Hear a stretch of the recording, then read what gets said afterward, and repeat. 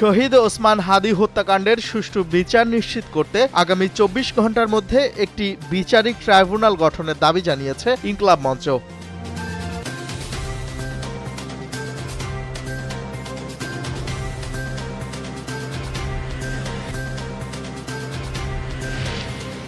নির্বাচনের জন্য সব রাজনৈতিক দল এবং দেশের মানুষ অপেক্ষায় রয়েছে, এমন কথা বলেছেন সিইসি এম এম নাসির উদ্দিন।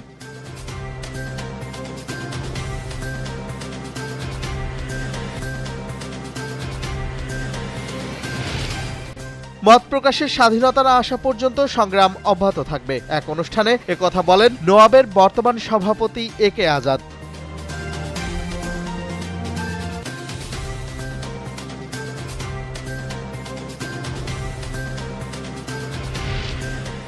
প্রথম আলোর অফিসে হামলা, ভাঙচুর ও লুটপাটের ঘটনায় এখন পর্যন্ত ৩১ জনকে শনাক্ত এবং ১৭ জনকে গ্রেপ্তার করেছে পুলিশ, এ কথা জানান ডিএমপির অতিরিক্ত commissioner S N Nazrul Islam.